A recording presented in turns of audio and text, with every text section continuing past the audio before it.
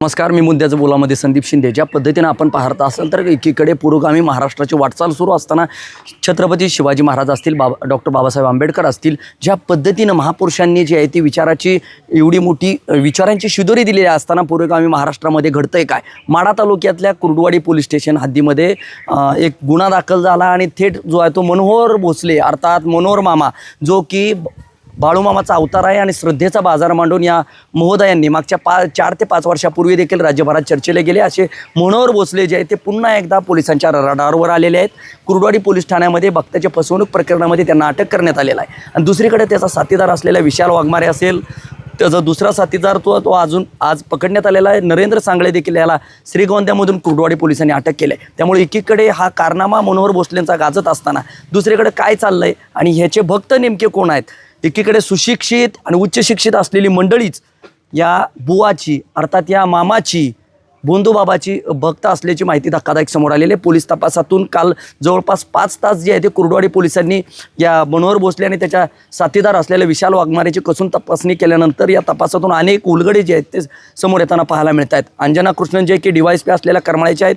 दुसरीकडे सोलापूर जिल्हा गुन्हे अन्वेषण विभागानं देखील याच्या दृष्टीनं जी आहे ती तपासात मोठी आघाडी घेतलेली आहे. आणि या ठिकाणी आपण जर पाहिलं असेल तर सगळ्यात धक्कादायक माहिती म्हणजे अनेक वरिष्ठ पोलीस अधिकारी जे की मुंबईतले पोलीस दलातले आहेत, हे वरिष्ठ पोलीस अधिकारीच या बाबाच्या मायाजालमध्ये अडकले गेलेत आणि तेच या मनोहर मामाचे भक्त असल्याची माहिती समोर आली आहे. त्यामुळे एकीकडे घोटी करमाळा तालुक्यातल्या घोटीमध्ये एकीकडे अमावस्येला या ठिकाणी गर्दी करत असलेला हजारोंचा भक्तांचा मेळा जो आहे तो या भक्तांच्या मेळ्यामध्ये सर्वाधिक उच्च पदस्थ अधिकारी असतील, सुशिक्षित मंडळी जी आहे ती अडकल्याची धक्कादायक माहिती समोर आलेली आहे. त्यामुळे एकीकडे उच्च शिक्षित मंडळी जर बुवाचे जर भक्त असतील तर त्यांना कोण आवडणार आहे?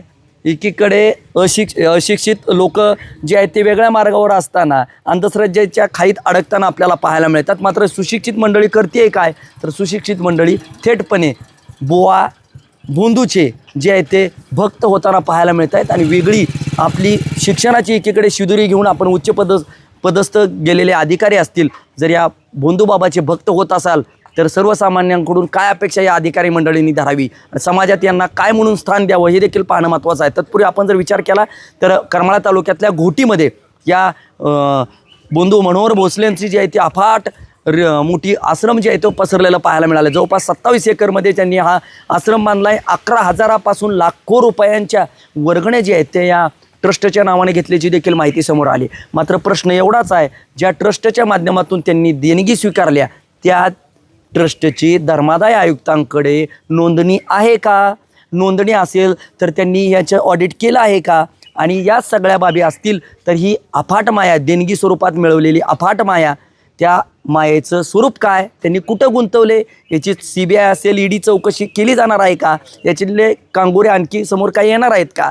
याचा देखील सखोल तपास होणं गरजेचं आहे. कारण हे प्रकरण केवळ अशोक खराराच्या प्रकरणावरून गाजलं तर नव्हे, हा पहिला जो तो मनोहर भोसले जो तो हा याच्यावर पहिला गुन्हा दाखल जो आहे तो महिला अत्याचाराचा आहे. त्यानंतरचा आहे तो फसवणुकीचा आहे. जवळपास 3 ते 4 गुन्हे या मनोहर भोसलेंवर जे आहे ते दाखल असल्याचं पाहायला मिळालं. आणि त्यानंतर सोलापूरमध्ये असलेल्या गौतम कसबे नामक रिअल इस्टेटमधल्या एजंटला जो आहे तो पैशाची तुझी प्रगती या व्यवसायामध्ये करतो या दृष्टिकोनातून जे आहे ते याच्या संपर्कात गेला आणि 50,000 रुपये घेतल्याची फसवणुकीची तक्रार जी आहे ती कुर्डुवाडी पोलीस ठाण्यात दाखल झाल्यानंतर हा सगळा प्रकार समोर येताना पाहायला मिळतोय. एकीकडे श्रीगोंद्यामधून साथीदार अटकेत केला आहे, दुसरीकडे विशाल वाघमारे नामक साथीदार आहे, मात्र तो जवळचा नातेवाईक असल्याची देखील माहिती समोर आलेली आहे. एकीकडे आपण जेलमध्ये असतानाच हा घोटीमधला आश्रमाची बांधणी झाली की काय, असे देखील अनेक सोशल मीडियावर सूर वेगवेगळे उमटताना पाहायला मिळत आहेत. विषय एवढाच आहे की सुशिक्षित मंडळीच बुवा बापूंचे जे आहेत ते एकीकडे कुठंतरी भक्त होताना पाहायला मिळत आहेत. त्यामुळं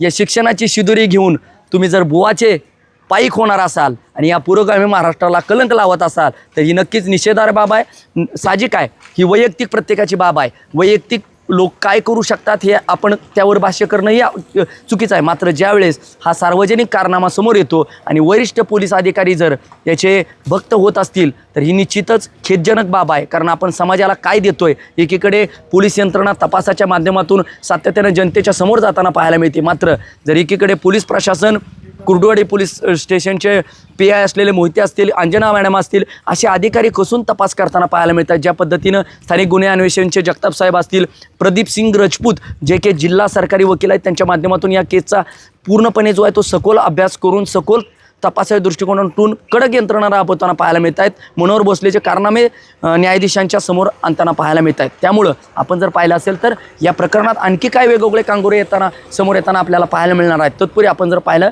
तर मनोहर भोसलेचा कारनामा आणि मनोहर भोसलेची भोंदीगिरी समाज माध्यमावर समोर आलेली आहे. आणि एकीकडे याचे भक्त जे आहेत ते वरिष्ठ मुंबईतले वरिष्ठ पोलीस अधिकाऱ्यांसह सर्वच वरिष्ठ पातळीवरील अधिकारी असतील, मंडळी असेल, आणि सर्वात महत्त्वाचं या मनोहर भोसलेला मोठा राजकीय राजाश्रय मिळाल्याची देखील माहिती समोर आलेली आहे. त्यामुळे एकीकडे नितीनजी गडकरी मंत्री जे आहेत त्यांचा फोटो आलेला आहे, माननीय मुख्यमंत्री देवेंद्र फडणवीस यांच्यासोबतचा देखील फोटो आलेला आहे, पुण्याचे आमदार असलेले मावळचे असलेले सुनील अण्णा शेळके यांचा देखील वेगवेगळे नेते मंडळींचे फोटो समोर आलेले आहेत. आपण फोटो काढणं म्हणजे त्यांना गुन्हेगार समजणार नाही, मात्र या बौद्धूंच्या भेटी घेणं हे देखील कितपत योग्य आहे आणि त्यांच्या सानिध्यात असणं हे कितपत योग्य आहे याचा देखील विचार जो आहे तो समाज माध्यमामध्ये जनता, सर्वसामान्य जनता जी आहे ते नक्कीच करत असते. तुम्ही पाहत राहा मुद्द्याचं बोला.